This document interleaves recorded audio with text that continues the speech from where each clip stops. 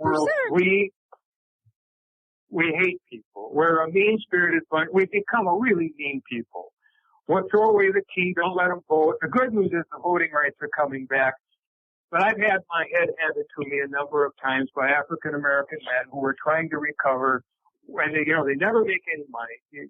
They can't get a good job. The good news is they can vote again. In general, our prisons are just off.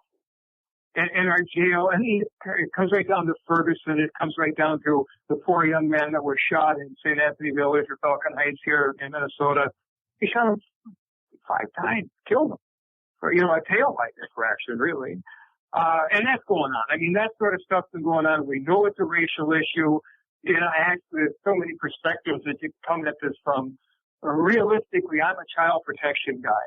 And I will tell you, and I firmly believe that until we start taking care of the youth, the children, the babies, crisis nursery, subsidized daycare, the quality daycare, so that people actually get a chance to get over the traumas they suffer in these really toxic homes, you're going to have a prison population. The behavior problems from people with the damage that is done by trauma are very real. Well, they hurt people. Well, it's kind of, putting kids in adult prisons is just not right.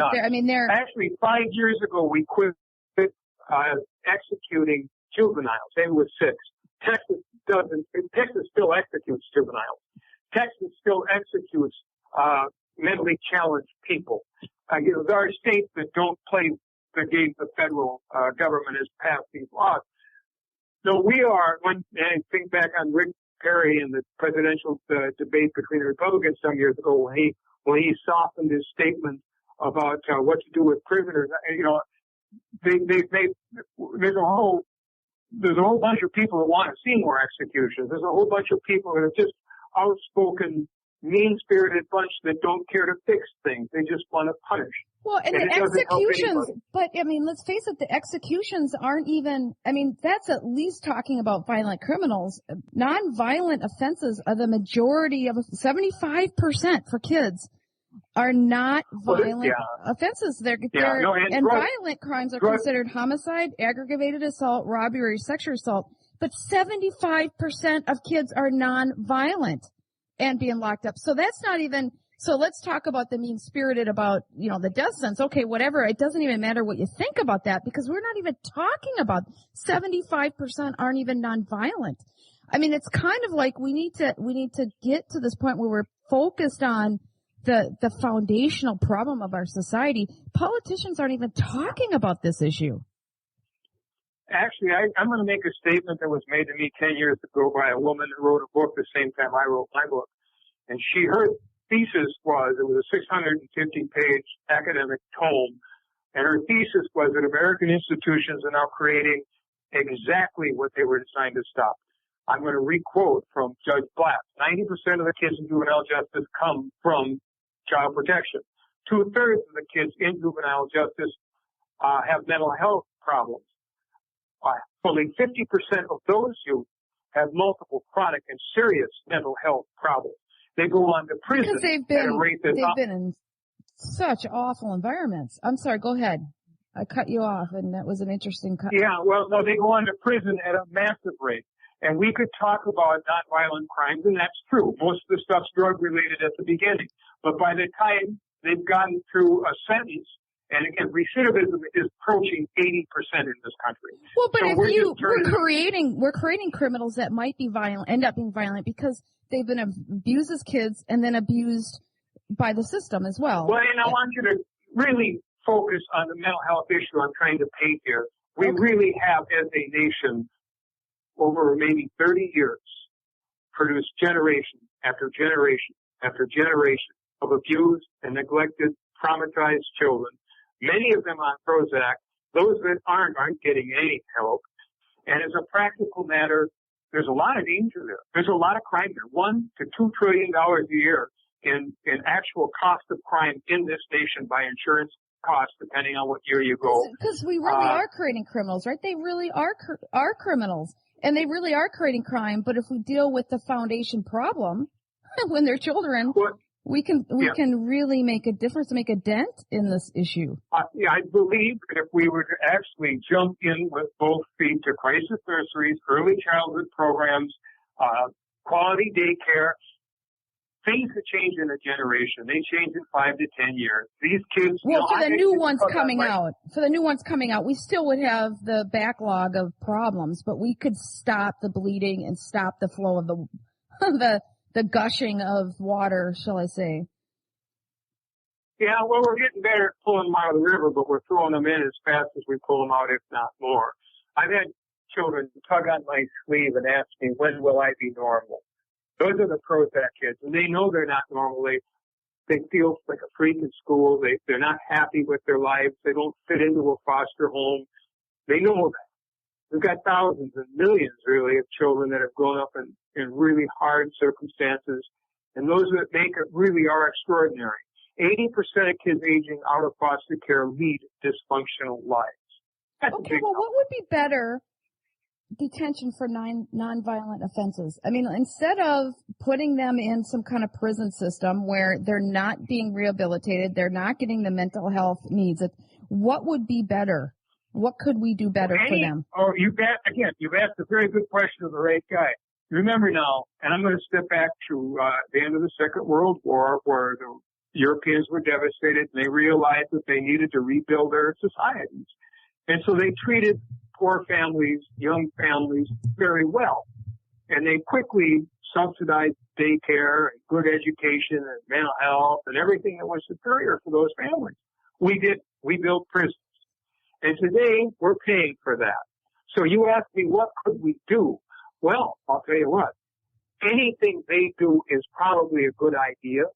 Now, when they need to pay more taxes in Europe, and I've got a friend, he's actually a board member at TERRA, Kids at Risk Action, who made public policy.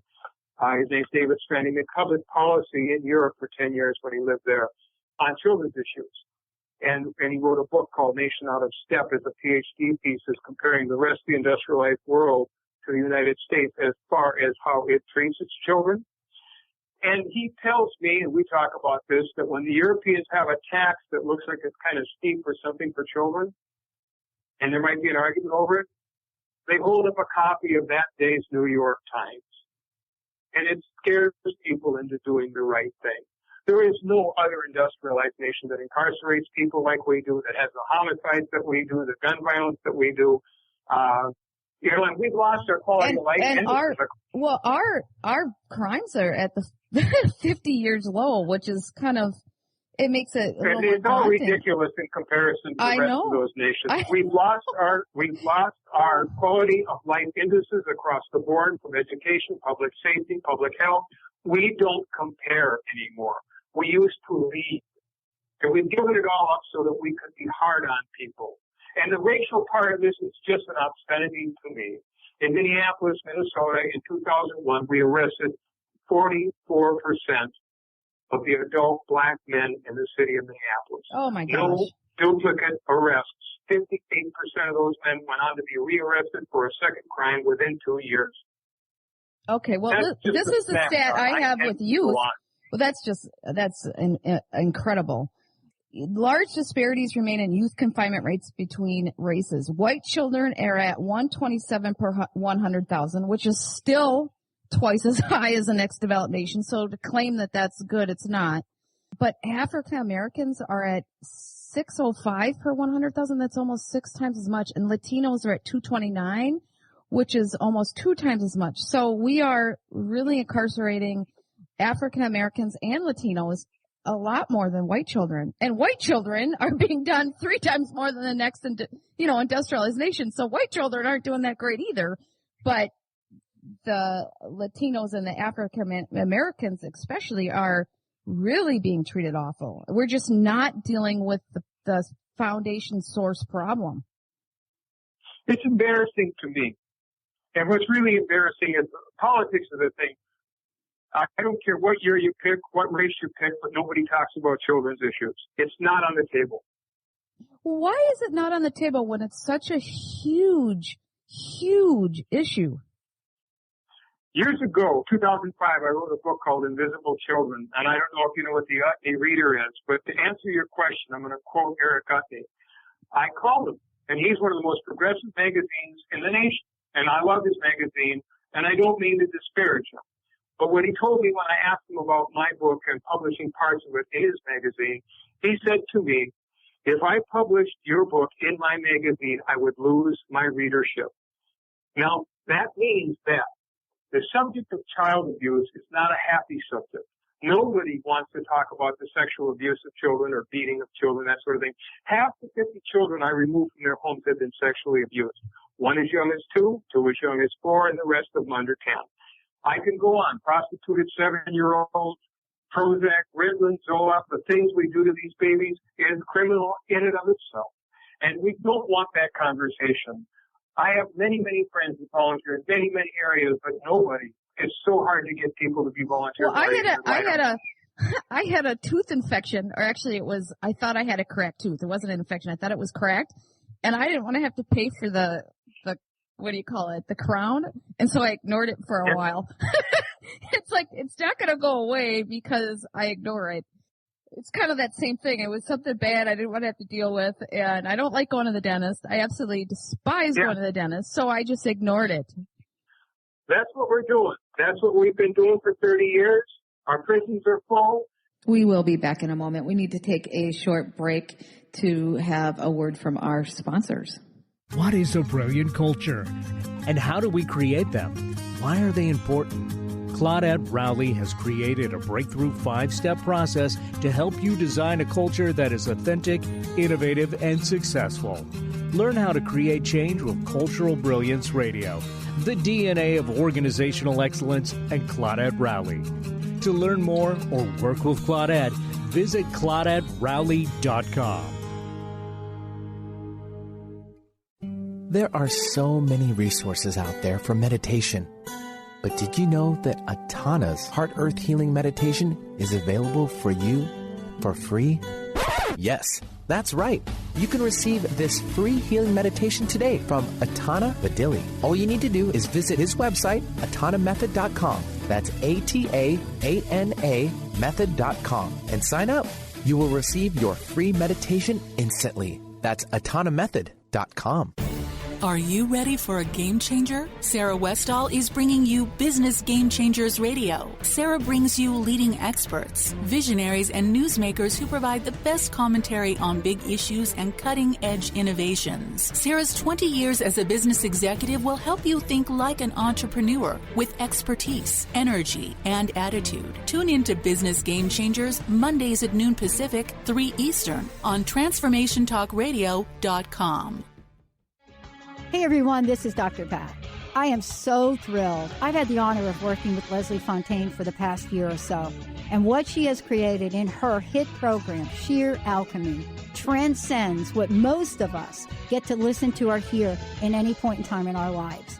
But beyond that, Leslie is working with people all over the world, and she has created something phenomenal based on the feedback and input from the archangels, from the ascended masters, from the light beings, and most importantly, from each and every one of you. So if you want to change your life, if you're ready to step into your own version of sheer alchemy, please give Leslie a call at 678-665-3366.